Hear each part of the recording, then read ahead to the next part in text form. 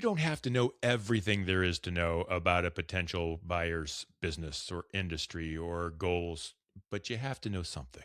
You can't walk in cold. Don't be a dummy. Let's talk about what you need to know about business acumen, and we'll talk with Doug Whittington next on Purpose Under Pressure.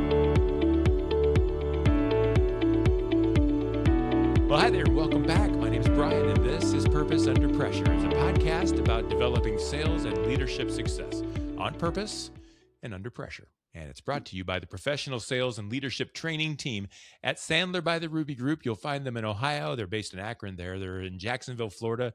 They're also in Capital Region, New York. They do their work on purpose so that you and your team can represent that way. Whether it's training for your salespeople to sell more purposefully, it's for your leaders to lead well and on purpose and in tune with your organization's mission, or maybe you're a business owner and you want to set and reach and even surpass your goals. All of those things have to happen with a reason, a purpose, some limitations, some opportunities. What are we doing and why are we doing it, and what won't we do? It's a good way to put it. And that's kind of purpose under pressure. That's the whole idea. I hope that if any of that rings true at all, that you will reach out to my friends at Sandler by the Ruby Group and let them know which one of those things mattered. You'll probably end up talking about all of it, but it's good to start somewhere. You can connect with Sandler by the Ruby Group online at therubygroup.sandler.com. The Ruby Group, actionable strategies for today's toughest business challenges. So let's get cooking. You know, no one likes a know-it-all. Trust me, I know, because a lot of times I act like a know-it-all, and no one likes it when I do. You've heard the most interesting person in the room is the one who's not talking, and that is so true. But in the same way, no one likes a dummy either. And you know, the folks that you're selling to are going to appreciate it when they know that you know a little bit about their business, that you've taken the time and that you have the interest to learn. It shows them that you care, and it shows them that you're different than the rest. I promise you that. No one else is doing their homework. And I want to talk about that. We want to dive into that topic with Doug Whittington. He's partner and trainer at Sandler by the Ruby Group. Doug, welcome to the show. Thank you, Bryan. Appreciate that. It's always a pleasure to be here, and always enjoy listening to our clients, our partners share some thoughts with you. And I appreciate you having me on today. Hey, Doug, we were just talking the idea of knowing too much, and I know you can know too little. And I want to talk a little bit before we get into things that you can do. What can go wrong when a seller doesn't do his homework and walks in with no information at all? Yeah, good question, Bryan. And we'll frame this as what many people call business acumen. That's kind of what the subject was today, thinking about business acumen. And what that's not is being a know-it-all, feeling like you have to be a CFO or a CEO, right? It's more about understanding the client's business, understanding how they go to market, how they drive revenue, what their business priorities are. And your question is, what could go wrong, right? We'll talk a little bit more about that. In too many cases, our salespeople are product experts, and I know my product, and I know, we know our all stuff, my right? benefits and features of what I sell. And too often we show up, and that's what we want to talk about is our product and all the benefits and features of it. And we get caught in this trap of doing all the talking about ourselves. And you said it so eloquently. The most interesting person in the room is the one not doing the talking, but maybe asking the questions and understanding better. So what goes wrong is when we confuse business acumen with product knowledge. Business acumen, again, is not just me knowing what my product does and how it works, right? It's really about how it impacts someone's business and how it can improve their operations.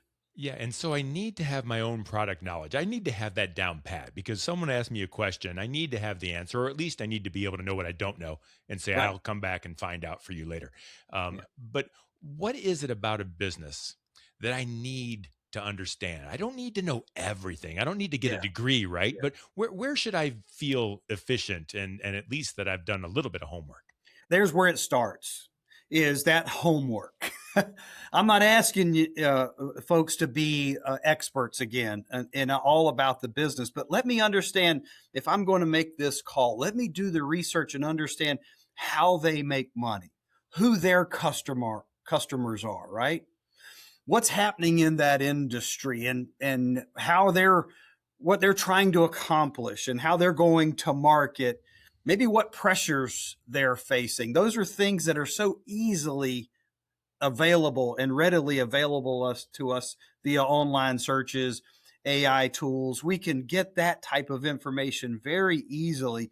And it's not about then showing up and espousing all this stuff that I know about their business or their industry. It's taking that knowledge and then using it to ask better questions and understand maybe how those influences are framing up the things that they're focused on. What are their business priorities based on the knowledge and the research that I've gained?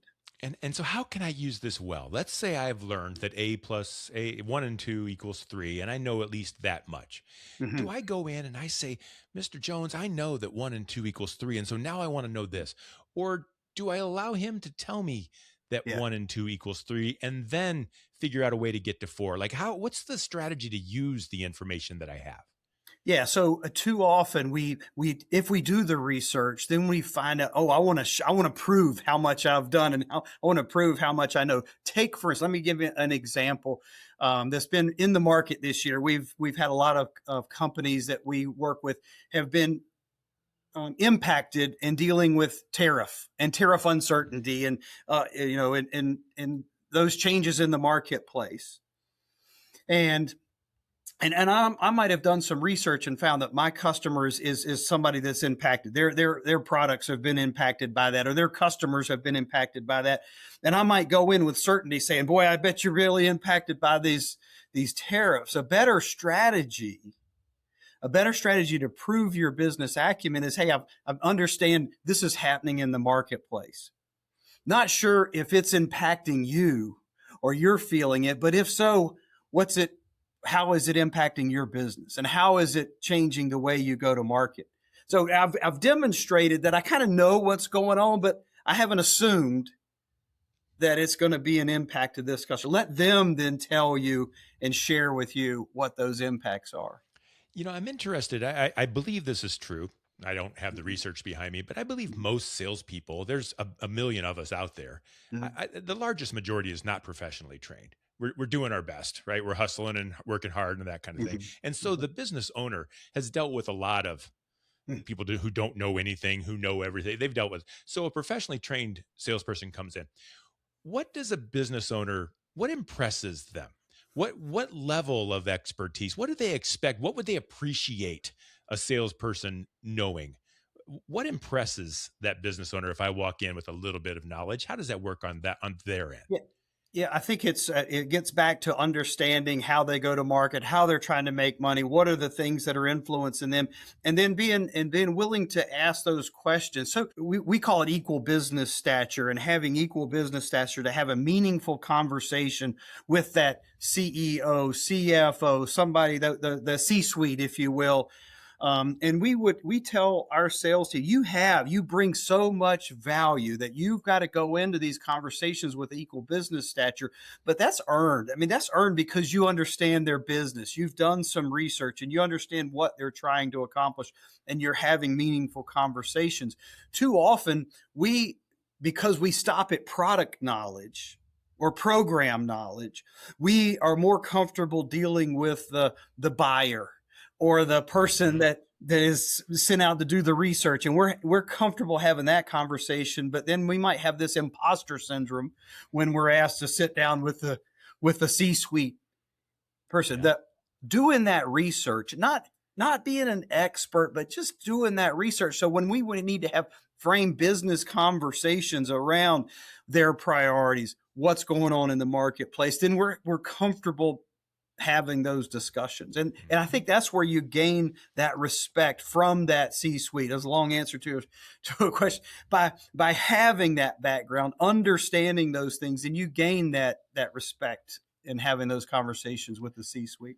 one of the things I've learned being a podcaster, and I've learned it through sales as well with you folks, but it's the idea of knowing what my guest is all about, of doing the research, of knowing everything. Like, I don't want to know everything.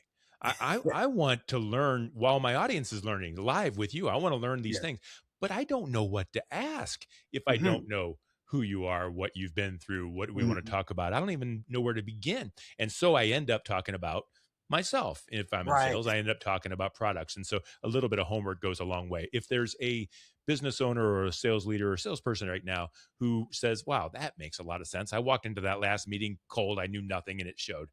I want to start doing something. What's one thing they can do maybe in today or first thing in the morning that will make them, let's call it, a little bit smarter before their next sales opportunity? Yeah, well, thanks for the setup. We call it a 15-minute challenge. It's actually in a workshop that we're facilitating next week in our reinforcement sessions around business acumen. But this 15-minute challenge, I'm going into an important meeting or a meeting where I might have the opportunity to sit down with a C-suite, somebody, a decision maker, or just simply want to be prepared.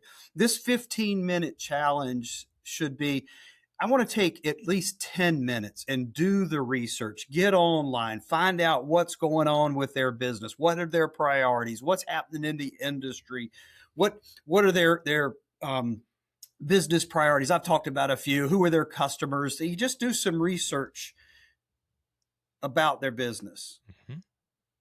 And now that's 10 of the 15-minute challenge. That 5 minutes that's left, write down 3 or 4 business-focused questions related to that research, related to what we find out that's happening in the industry. I used tariffs as an example before, but maybe this customer's opened up a new warehouse, has started a new, introduced a new line of services or something, and I'm a part of that. Understanding that, asking, what are the priorities? What are you hoping to accomplish? Understand this is happening. What is the long game? Having those kind of questions ready and then listening is so meaningful, and that you're going to gain so much more respect from that kind of conversation versus showing up with a lot of product knowledge. Yeah. I love the 15-minute challenge idea in a couple of different ways. I love it that it at least gets you to take a breath for 15 minutes before you go see your client. How many times do we run through 100 million things? And, that call, the most important call of the day. And I haven't even given it any thought at all. So take a little bit of time, for crying out loud. If the buyer's giving you some of his own time, give him some of yours too. Absolutely. That's a core to this Sandler sales process. We call it a pre-call plan. This is what as far as business acumen, I'm calling a 15-minute challenge, right? But just the standard out there, the standard among salespeople is to show up and wing it. I'm kind of ready. I know this is what I'm planning on, but we show up and wing it. And if you can take the time to write down here's what I want to accomplish. Here's the agenda. Here's my desired outcome. Here's questions that I'm going to ask, and also questions I'm anticipating. Taking that few minutes to prepare, you will soon differentiate yourself not on what you sell, but how you sell. And you'll make a name for yourself and a success for yourself that's head and shoulders above the norm that's out there. And I know this is true. People don't buy products; they buy people. And if you can show that you're seriously interested in them enough, so that you did a little bit of homework before you walked in cold, you're going to be different than the other 99% of salespeople that followed you through. Absolutely. I think another way to differentiate yourself is with a little sales training. And Doug, if someone wanted to reach out and get some of that, or to talk to you about any of these strategies or theories or ideas, how would they reach you? Just like you said early on, the rubygroup.sandler.com, that's the best place to start. It's got all of our contact information in there, easy to get a hold of us. We would welcome those conversations. And I hope that people will do it. I think that sometimes people worry that if they get on the phone call, I don't care whether it's for a car or for a hotel room or whatever, that they're going to end up buying something before they hang up.